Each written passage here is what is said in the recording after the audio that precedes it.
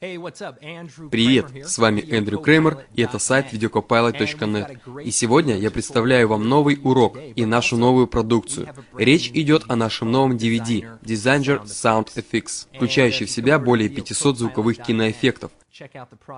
Вы можете увидеть рекламный ролик к этому диску на сайте. Помимо звуковых эффектов, мы расскажем вам, как создавать замечательные рекламные ролики, используя различные спецэффекты. Уверен, что если вы зайдете на videocopilot.net, то точно не пропустите объявление об этом диске.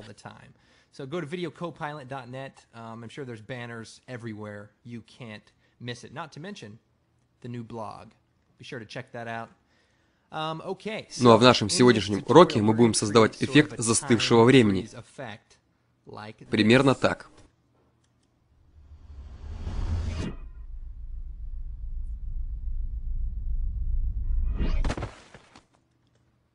Выглядит здорово. И также хочу заметить, что звуковой эффект ролика, который вы слышали, взят как раз с диска Designer Sound Effects, более чем современный. На видео вы, наверное, узнали Сэма Лоя, и он проделал отличную работу, очень правдоподобно упав, даже без использования защитной подушки.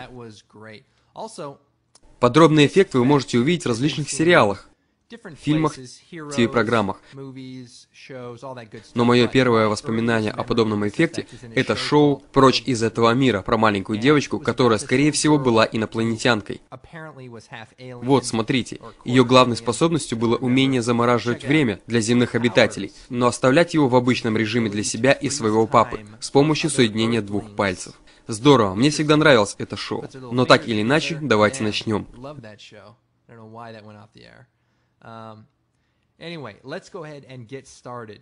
Для начала возьмем съемку Sam Freeze и вставим ее в новую композицию.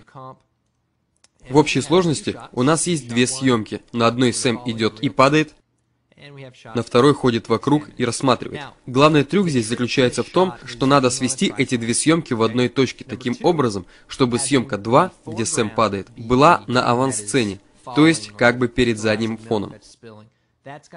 Также надо убедиться, что отрезки этих двух съемок не пересекаются, то есть, что каждый отрезок занимает свое личное пространство. Вот этот ролик занимает вот это пространство, а этот ролик вон то пространство за первым роликом.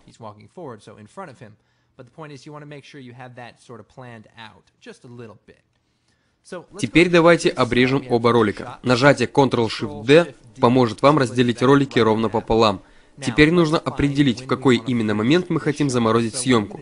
Для этого возьмем второй ролик и наложим его на первый. Затем подключим функцию Opacity. Уменьшим уровень Opacity до 50%. Теперь будем двигать запись и постараемся понять, в какой момент нам надо остановить время. Если мы остановим ролик в этом моменте, нам будет не видно его лица, из-за того, как падающие коробки заслоняют его.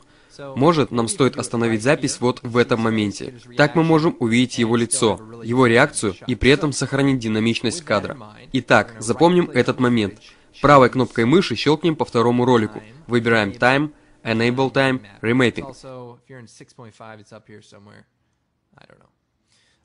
И то же самое сделаем с первым роликом. Теперь вставим ключевой кадр для этого момента времени. Смотрите, ровно на 4-й секунде. Отлично. Далее мы переходим к месту стыковки видеофайлов и вставляем здесь еще один ключевой кадр. Теперь у нас есть два ключевых кадра, и сразу после интервала в 4 секунды мы выставляем еще один ключевой кадр таким образом, чтобы при приближении было видно, что два ключевых кадра идут сразу друг за другом. Потом мы выбираем второй и последний ключевые кадры, и при помощи нажатия плюс и минус на клавиатуре отодвигаем эти ключевые кадры в сторону. Если вы посмотрите на время вот здесь, то увидите, что если я буду прокручивать запись, она будет идти в режиме реального времени, то на 4-й секунде она замрет и не будет двигаться дальше, несмотря на то, что время будет продолжать идти. А после этого ключевого кадра запись возобновится. Поскольку мы выставили правильные ключевые кадры, у нас не будет проблем с продолжением воспроизведения записи. Давайте просто растянем второй ролик. Затем нам нужно оживить вторую часть ролика. Для этого подключим второй слой.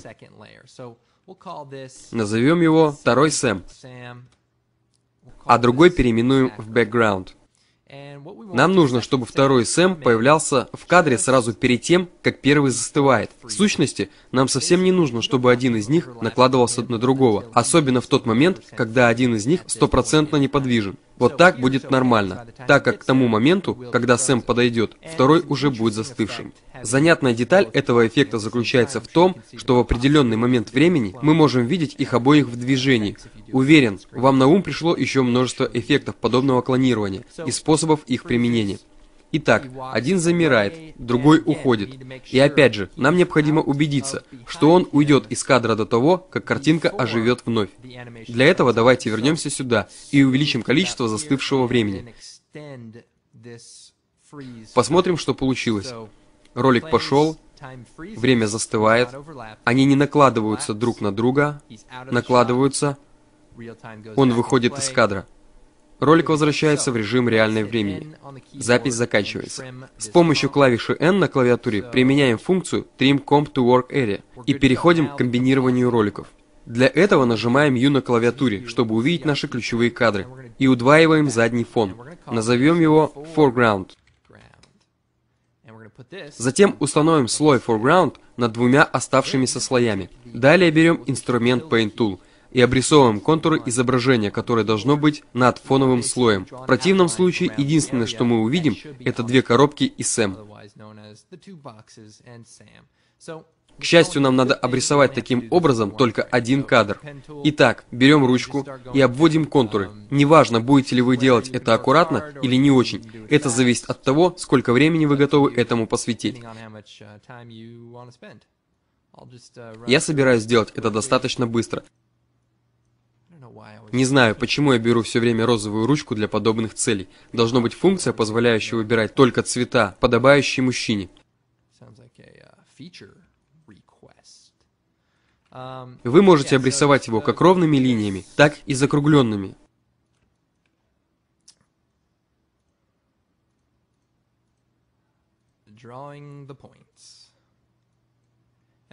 Ровные, естественно, лучше подходят для обрисования коробок.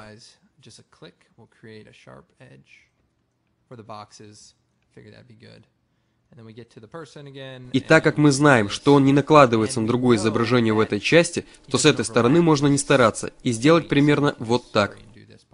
Еще один момент вырисовывания контура состоит в том, что если мы отключим функцию Adaptive Resolution, то изображение не будет обновляться, оставаясь в низком разрешении.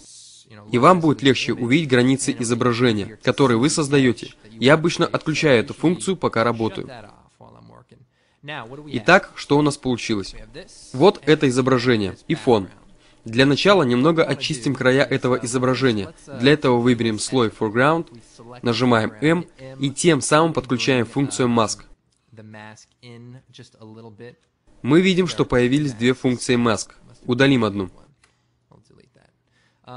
Затем, дважды нажав на M, применяем функцию Mask Expansion и можем уменьшить ее до 0,5 пикселей. Можно еще чуть-чуть почистить края вот здесь. Но все это, по сути, не играет большой роли, и я оставляю это на ваше усмотрение. Теперь у нас есть комбинированное изображение. Далее мы возвращаемся обратно и ищем конкретный момент, в который время замирает, вот здесь. И обрезаем верхний слой так, чтобы он начинался именно в этот момент замирания времени. Таким образом, мы не видим его сначала, и лишь потом он появляется.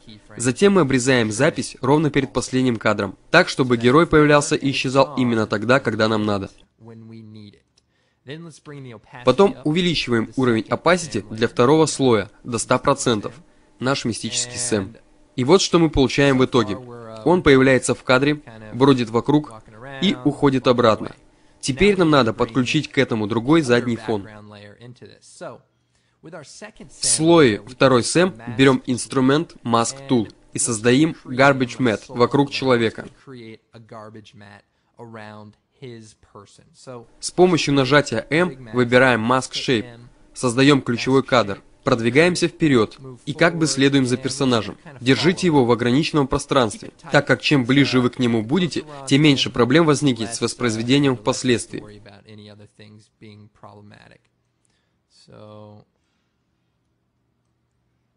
Следуем за ним в кадре и выводим его из кадра.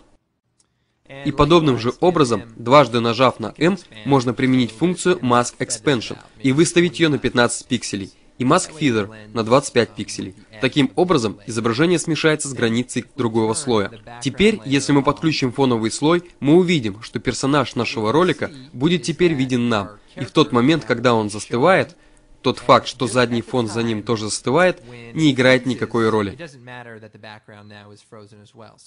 Можно лишь слегка подкорректировать Garbage Matte, чтобы в режиме реального времени не исчезала рука персонажа.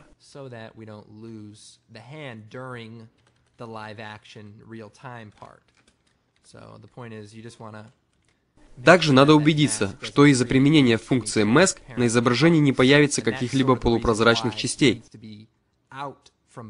Для этого и было нужно, чтобы один слой был сзади другого. Посмотрим, что получилось. Нажимаем 0.